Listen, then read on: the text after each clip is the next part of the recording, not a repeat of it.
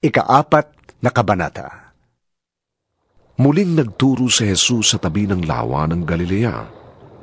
Nagkatipon sa paligid niya ang napakaraming tao, kaya't siya'y sumakay sa isang bangkang nasa tubig at doon umupo. Ang karamihan na may nasa baybayin sa gilid ng tubig. Sila'y tinuruan niya ng maraming bagay sa pamamagitan ng talinghaga. Ganito ang sinabi niya, "Makinig kayo. May isang magsasakang lumabas upang maghasik ng binhi. Sa kanyang paghasik ay may mga binhing nalaglag sa daan. Dumating ang mga ibon at tinuka ang mga yon. May mga binhi namang nalaglag sa batuhan. Agad sumibol ang mga binhing yon sapagkat manipis lamang ang lupa doon. Ngunit nang tumindi ang sikat ng araw, nalanta at natuyo ang mga binhing tumubo. Palibhas ay wala silang gaanong ugat. May mga binhi namang nalaglag sa may matitinik na halaman. Nang lumago ang mga ito, sinakal nito ang mga binhing tumubo, kaya't hindi nakapamunga ang mga binhi. Ang mga binhi namang nalaglag sa matabang lupa ay tumubo, lumago at namunga ng marami. May nagkabutil ng tig-30, tig-60 at tig-100. Sinabi pa ni Jesus, Ang may pandinig ay makinig. Nang nag-iisa na si Jesus, lumapit sa kanya ang ilang nakikinig, kasama ng 12. Hiniling nilang ipaliwanag niya ang talinghaga. Sinabi niya, Sa inyo'y ipinagkaloob na malaman ang lihim tungkol sa paghahari ng Diyos. Ngunit sa iba naman, ang lahat ng bagay ay itinuturo sa pamamagitan ng talinghaga.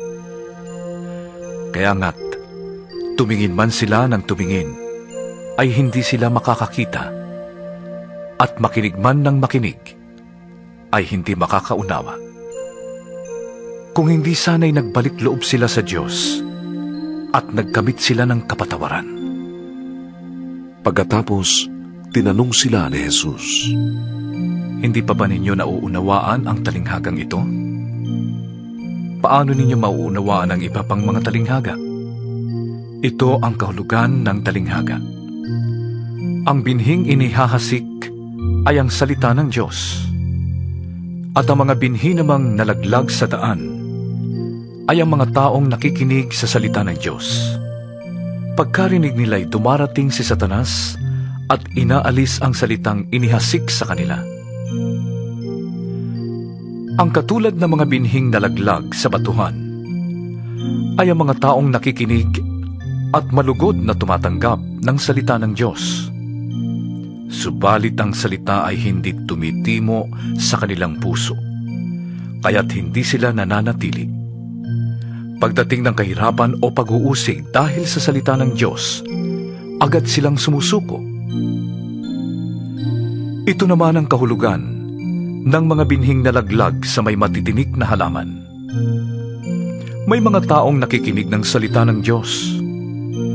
Ngunit dahil sa alalahanin sa buhay na ito, pagkasilaw sa salapi, o kaya'y pagkahumaling sa ibang mga bagay, ang salita ng Diyos ay nawawalan ng puwang sa kanilang puso at hindi namumunga. Ito naman ang kahulugan ng mga binhing nalaglag sa matabang lupa. May mga taong nakikinig at tumatanggap sa salita ng Diyos at namumunga ng masagana. May tig-30, may tig-60 at may tig-100. Nagpatuloy si Jesus ng pagsasalita. Sinabi niya, Sinisindihan ba ang ilawan para itago sa ilalim ng takalan? O kaya'y sa ilalim ng higaan? Hindi ba't kapag nasindihan na, ay inilalagay ito sa talagang patungan ng ilaw? Walang natatagong di malalantad, at walang lihim na di mabubunyag. Ang may pandinig ay makinig. idinugtong pa niya, Unawain ninyong mabuti ang inyong naririnig. Ang panukat na ginagamit ninyo sa iba ay siya ring gagamitin sa inyo, at higit pa roon, sapagkat ang mayroon ay bibigyan pa. Ngunit ang wala ay aalisan pa ng kakaunting nasa kanya. Sinabi pa ni Jesus, Ang paghahari ng Diyos ay may tutulad sa isang taong nagasik ng binhi sa kanyang bukid. Pagkatapos niyang magasik, natutulog siya kung gabi at bumabangon kung araw.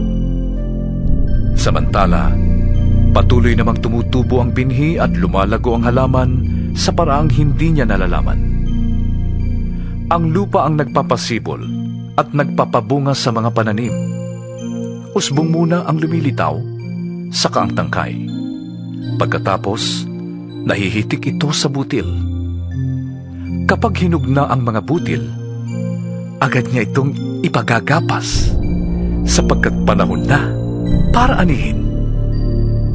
Saan pa natin maihahambing ang paghahari ng Diyos? tanong ni Jesus.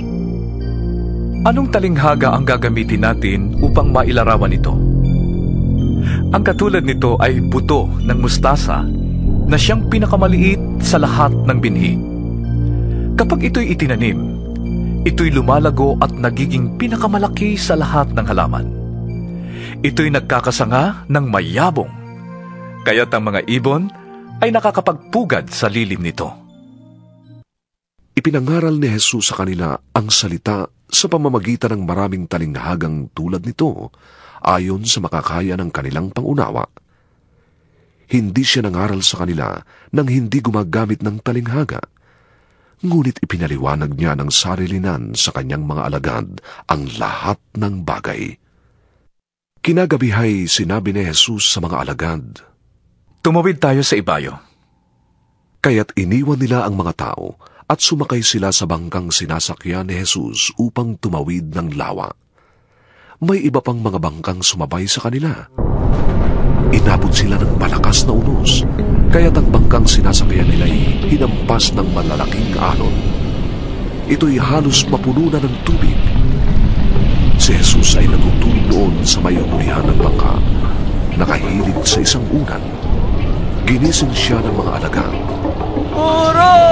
Sabi nila, Wala bang naman sa inyo kahit na mapahamak tayo?